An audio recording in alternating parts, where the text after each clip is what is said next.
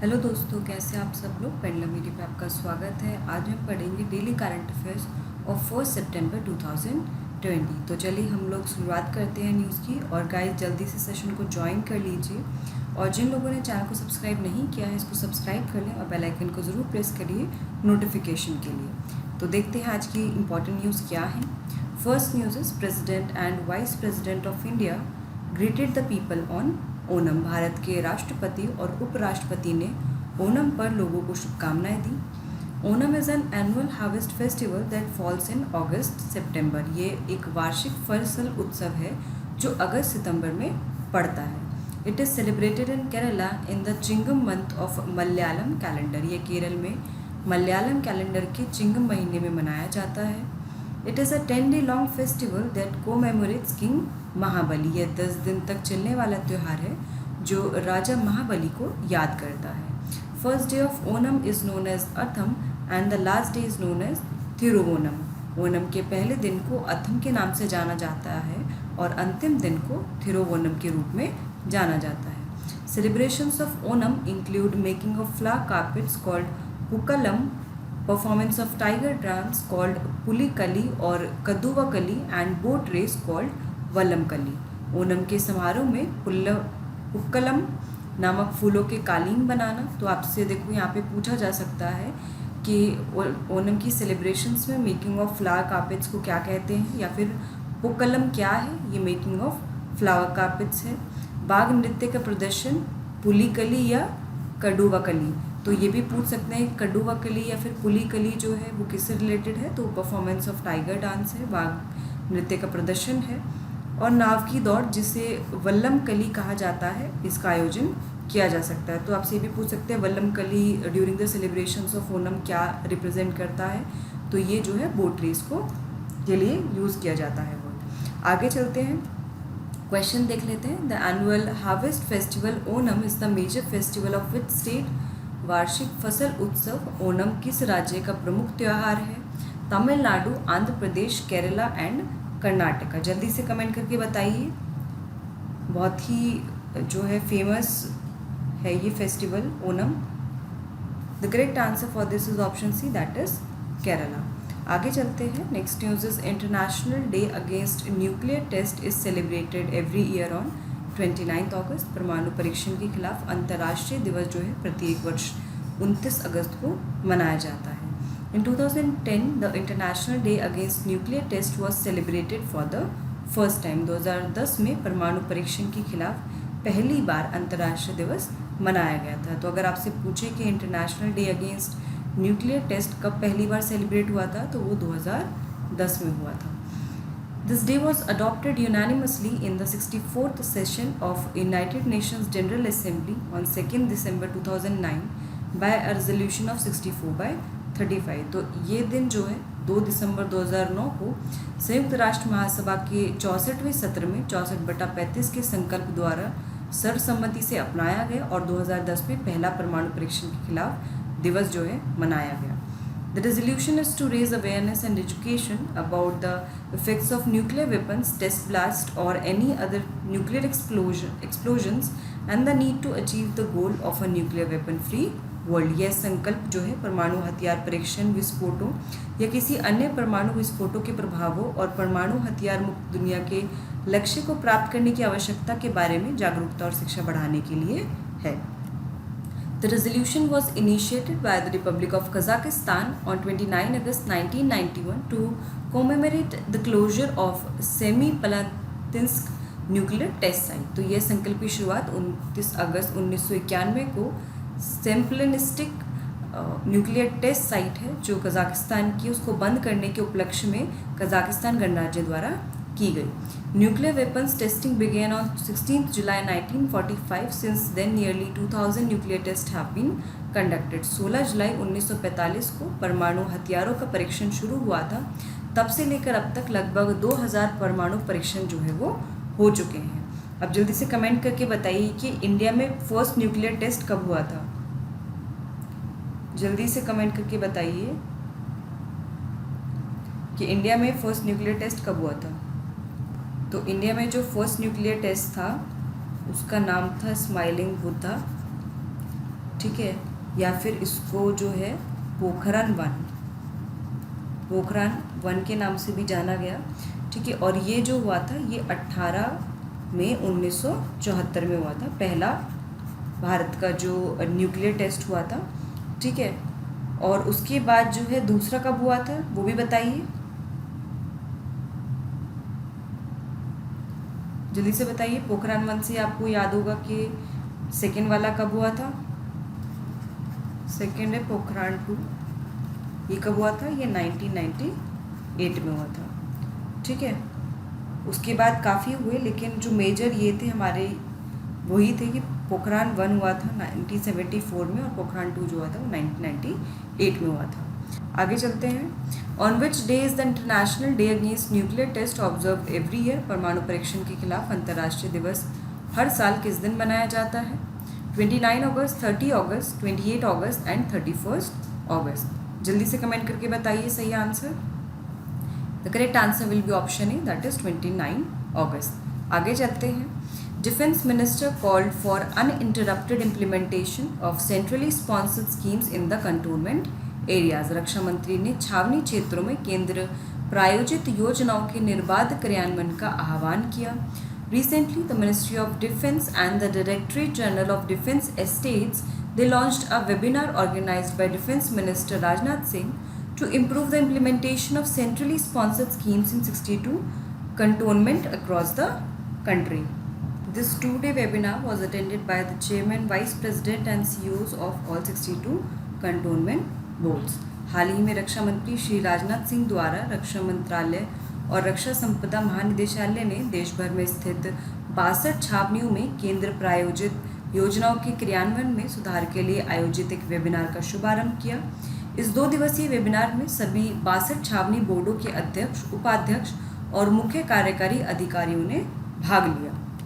On this occasion, Defence Minister also launched a group life insurance scheme, which is छावनी covid योद्धा संरक्षण scheme, which is launched through LIC। इस अवसर पर रक्षा मंत्री ने जीवन बीमा निगम के माध्यम से एक समूह जीवन बीमा योजना छावनी कोविड योद्धा संरक्षण योजना का शुभारंभ किया। Under this scheme it will add 10,000 employees of 62 cantonment boards. इसके द्वारा 62 छावनी बोर्डों के 10,000 कर्मचारियों को जोड़ा जाएगा। Under the scheme an insurance cover of ₹5 lakh will be provided to every employee in case of any kind of disaster. इस योजना के तहत किसी तरह की आपदा में जान जाने की स्थिति में हर कर्मचारी को 5 लाख रुपए का बीमा कवर जो है उपलब्ध कराया जाएगा। The scheme will benefit permanent and contract employees including physicians, medical assistants and sanitation workers. तो इस योजना से चिकित्सकों, चिकित्सा सहायकों, स्वच्छता कर्मचारी सहित स्थायी और अनुबंधित जो कर्मचारी हैं उनको फ़ायदा मिलेगा। क्वेश्चन देख लेते हैं। अंडर द छावनी कोविड योद्धा संरक्षण scheme, how much amount of insurance cover will be provided to every employee in the event of a disaster. छावनी कोविड योद्धा संरक्षण योजना के तहत आपदा में जान जाने की स्थिति में हर कर्मचारी को कितनी राशि का बीमा कवर उपलब्ध कराया जाएगा? 10 lakh rupees, 5 lakh rupees, 15 lakh rupees and 8 lakh rupees. जल्दी से कमेंट करके बताइए गाइस, कमेंट करते रहिए answer. The correct answer is option B, that is 5 lakh. आगे चलते हैं। The presence of mercury in births near thermal power plants in Maharashtra. Maharashtra में ताप विद्युत संयंत्रों के पास पक्षियों के में पारे की उपस्थिति। Recently mercury was found in birds centred around 2 thermal power plants in Nagpur, Maharashtra. This paves the way for modern analysis. हाल ही में महाराष्ट्र के नागपुर में 2 थर्मल पावर प्लांटों के आसपास केंद्रित पक्षियों में पारे की अधिक मात्रा पाई गई। ये आधुनिक विश्लेषण के लिए मार्ग प्रशस्त करती है। Mercury is release into environment from fly ash manufactured by these thermal power plants. तो TPP यानी कि थर्मल पावर प्लांट्स के कारण जो है जो फ्लाई ऐश से पारा जो है पर्यावरण में जारी किया जाता है। फ्लाई ऐश हमने पहले भी पढ़ा था, जो राख होती है, और फ्लाई ऐश के बहुत सारे यूजेस होते हैं। अगर इसको इस्तेमाल किया जाए तो इससे सड़क बनाई जा सकती है, इससे ईंटें बनाई जा सकती हैं, कंस्ट्रक्शन वर्क में भी इस्तेमाल होता है, तो इसको सीमेंट फैक्ट्री तक पहुंचाया जाता है। Fly ash is usually disposed of in ash ponds as an ash solution creating an aquatic ecosystem. Fly ash आमतौर पर राख के घोल के रूप में राख के तालाबों में निपटाया जाता है, जिससे इसका एक जलीय पारिस्थितिकी तंत्र बनता है। A new study of mercury in birth centered around 2 thermal power plants in Nagpur, Maharashtra found that bioaccumulation and biomagnification may occur in the coming years। तो महाराष्ट्र के नागपुर में 2 थर्मल पावर प्लांट के आसपास केंद्रित पक्षियों में पारा का एक नया अध्ययन में पाया गया कि आने वाले समय में उनमें बायो एक्यूमुलेशन और बायोमैग्निफिकेशन हो सकता है।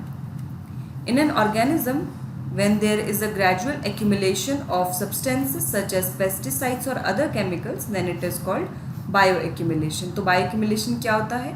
एक जीव में जब कीटनाशकों या फिर अन्य रसायनों जैसे पदार्थों का क्रमिक संचय होता है उसको bioaccumulation कहते हैं। But biomagnification is the increasing concentration of a toxin in organisms' tissues at progressively higher levels in a food chain।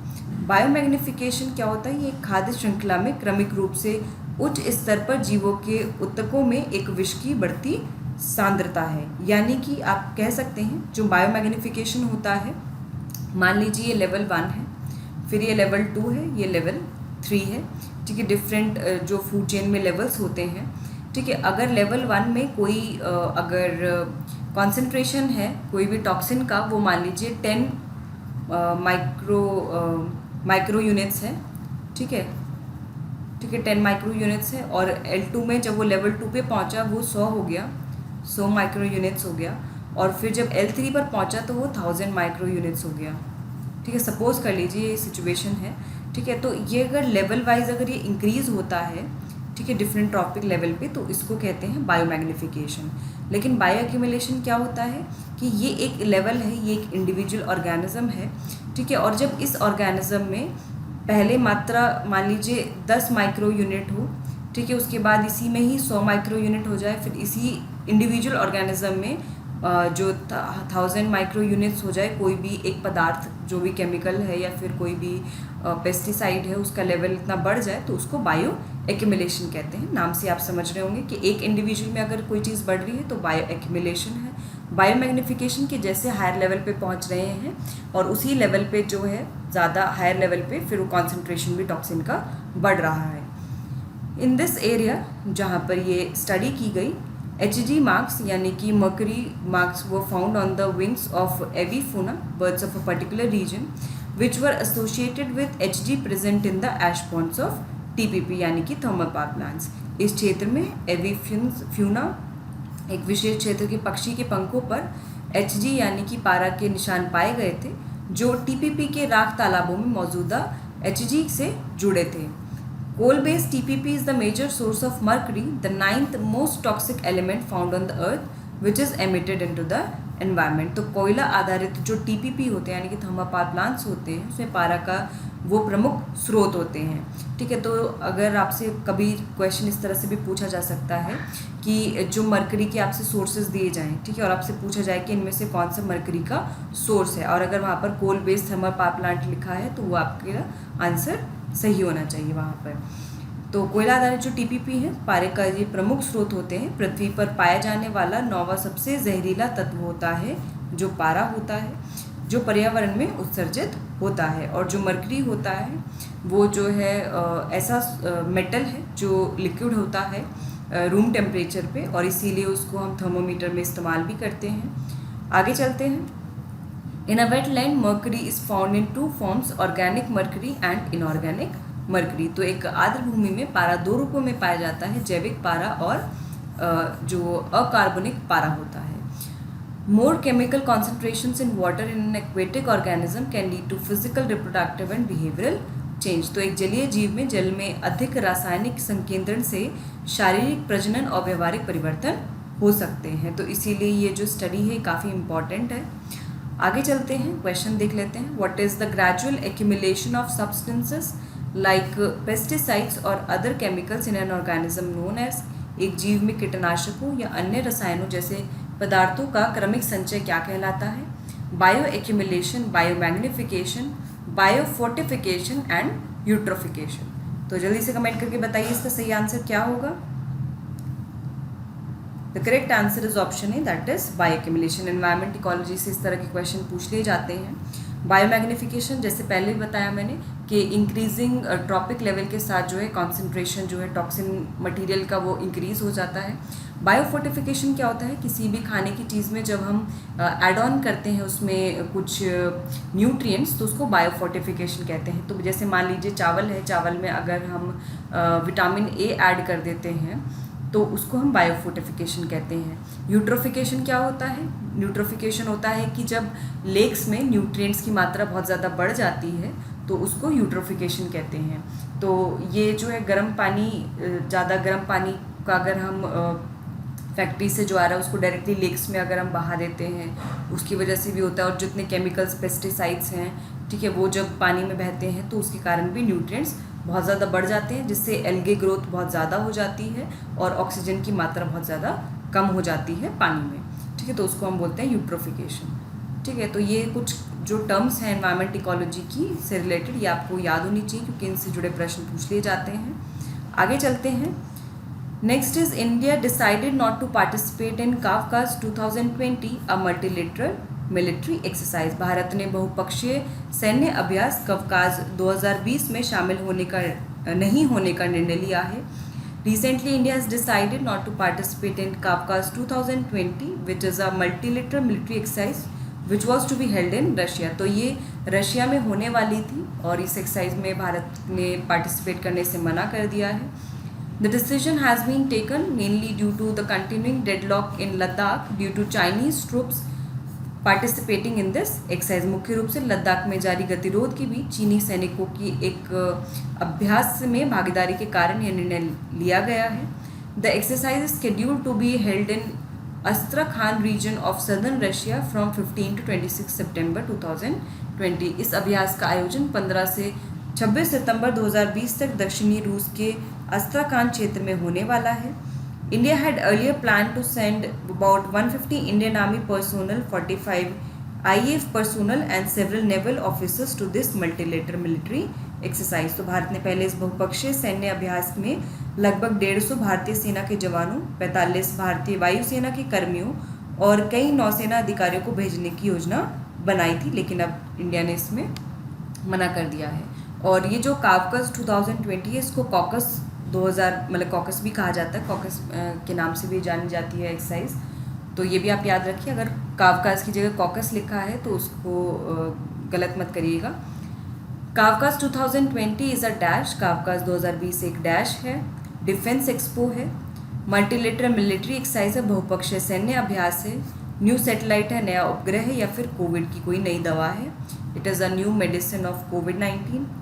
So what will be the correct answer for this? Very easy, the correct answer is option B, यानी कि बहुपक्षीय सैन्य अभ्यास है। Kavkaz is a multilateral military exercise. Moving forward, next is indigenous toy making will be introduced as a theme in Kala Utsav. स्वदेशी खिलौना बनाना कला उत्सव में एक विषय के रूप में शुरू किया जाएगा। The aim is to encourage students to explore the diversity of local toys and develop the region. इसका उद्देश्य छात्रों को स्थानीय खिलौनों की विविधता का पता लगाने और इस क्षेत्र को विकसित करने के लिए प्रोत्साहित करना है। Accordingly toy and puppet making skills will be developed among school students. इसके अनुरूप स्कूली छात्रों के बीच खिलौना और कठपुतली बनाने की जो कौशल है उसका विकास होगा। Puppet show will also be organised for secondary and senior secondary students. इसके विकास के लिए एक माध्यमिक और उच्चतर माध्यमिक छात्रों के लिए कला उत्सव में कठपुतली शो शुरू करने का भी विचार किया जाएगा। Next is Etikoppaka the art of making dolls in Visakhapatnam mentioned in Mann Ki बात प्रोग्राम। तो जो हमारे प्रधानमंत्री हैं नरेंद्र मोदी जी, उन्होंने मन की बात प्रोग्राम में विशाखापट्टनम की गुड़िया बनाने की कला एटिकोपक्का को उसकी चर्चा की उन्होंने मन की बात प्रोग्राम के through. Shri Modi said that एटिकोपक्का dolls will be of special use to create creativity in children during the pandemic। Shri Modi ने कहा कि एटिकोपक्का गुड़िया का महामारी के दौर में बच्चों के में रचनात्मकता जगाने के लिए विशेष उपयोग होगा। एटिकोपक्का की बात करें हम तो there is a small village Etikoppaka on the banks of river Varaha in Visakhapatnam district of Andhra Pradesh. Andhra Pradesh के विशाखापट्टनम जिले में विरार नदी के किनारे पर बसा एक छोटा सा गाँव है। In 2017, even traditional Etikoppaka toys were given a geographical indication tag. तो ये जो एटिकोपक्का है, इसको टॉयज़ जो हैं, जो खिलौने हैं एटिकोपक्का के नाम से, इनको 2017 में जीआई टैग भी प्राप्त हो चुका है।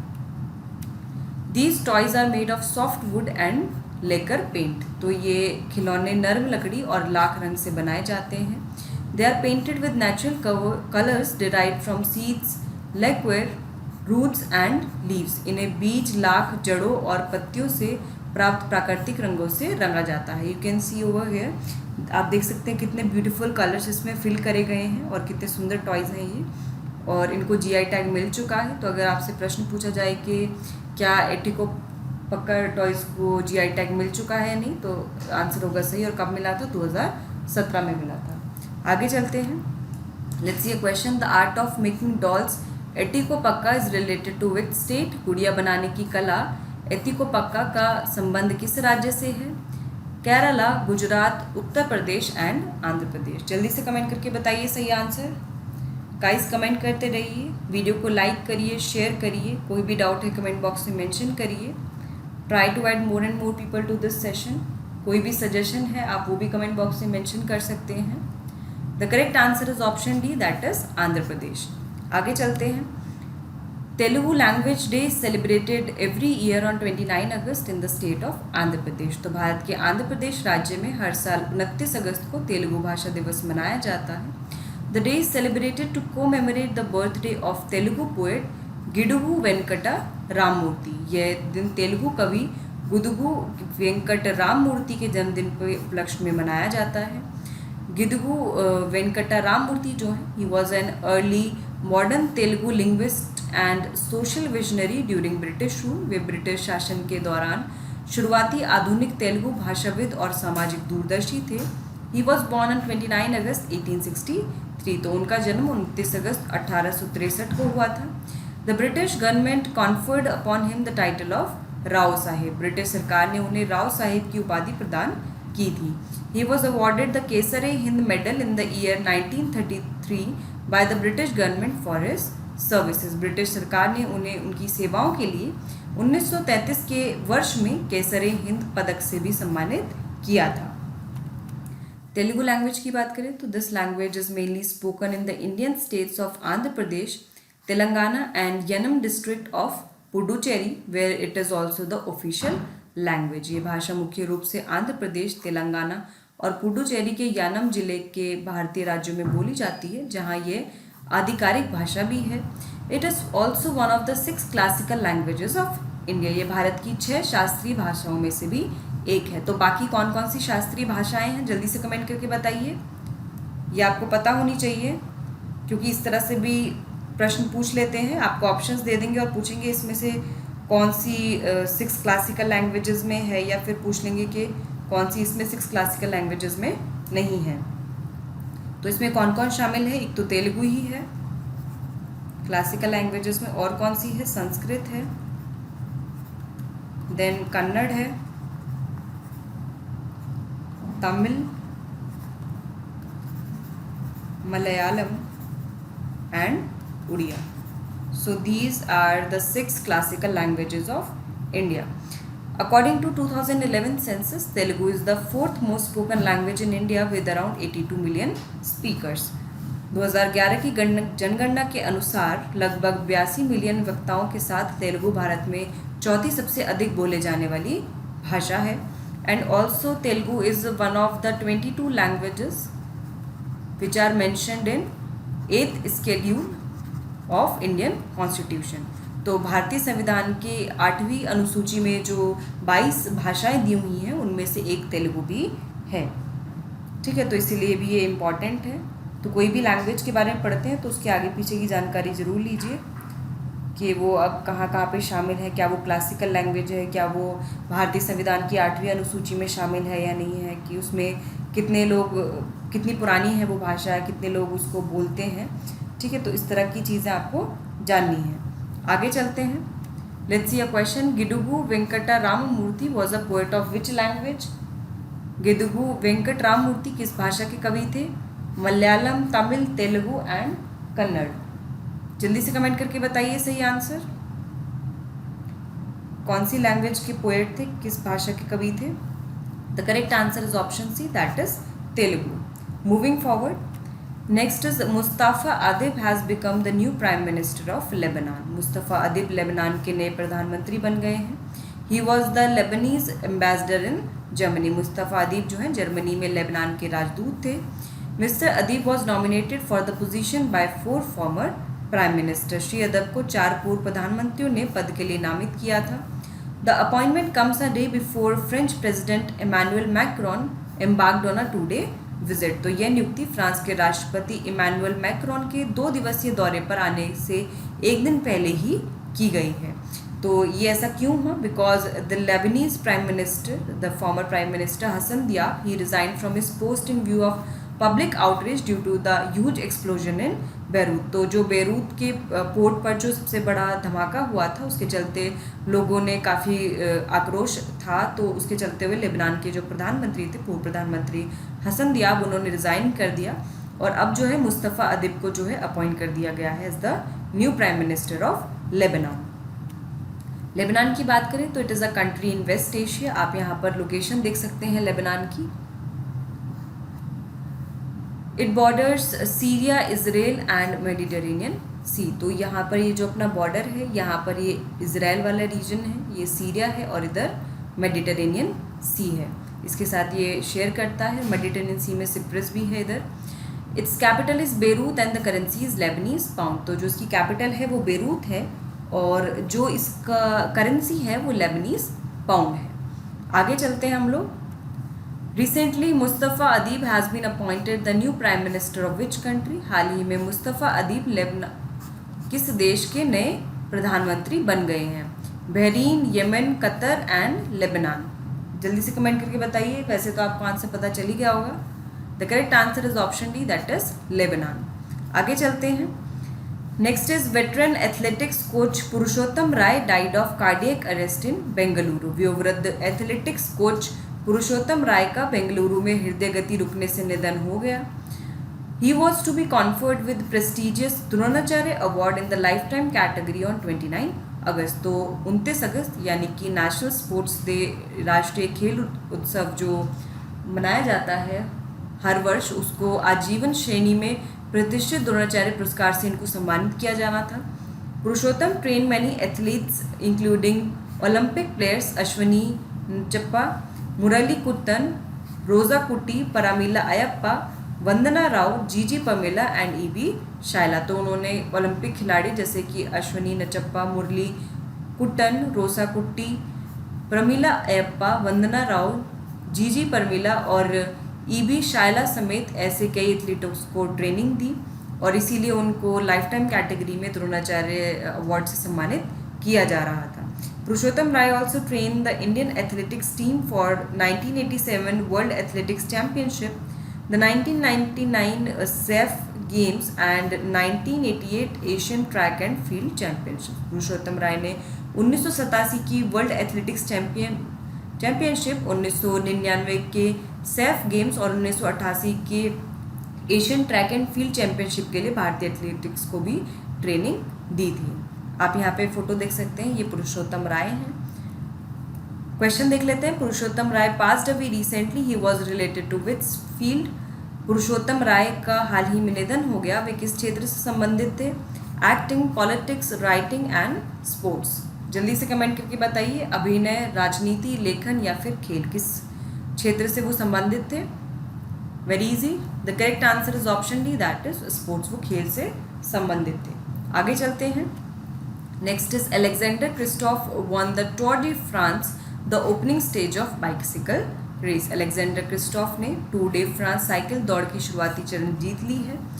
However, the rains had destroyed the roads, causing many accidents। हालांकि बारिश ने सड़कों को तहस नहस कर दिया था, जिससे कई दुर्घटनाएं हुई।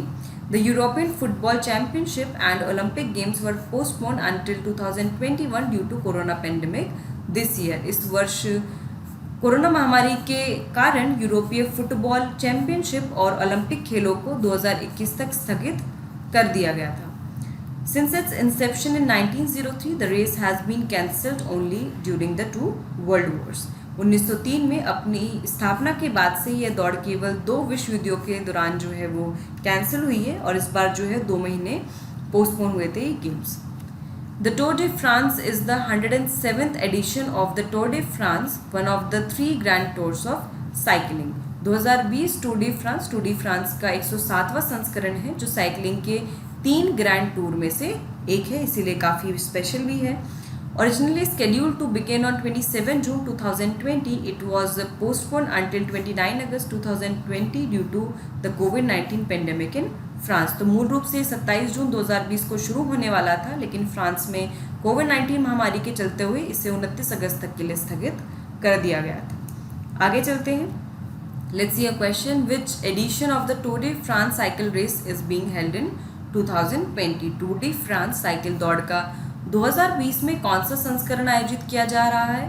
175th, 50th एंड 107th, 100वां, 75वां, 50वां या फिर 107वां? जल्दी से बताइए कमेंट करके क्या होगा इसका सही answer. The correct answer will be option D, that is 107th। आगे चलते हैं। India and Russia were declare joint winners of the 2020 online FIDE chess olympiad. Bharat और रूस 2020 ऑनलाइन फिडे शतरंज ओलंपियाड के संयुक्त विजेता घोषित किए गए।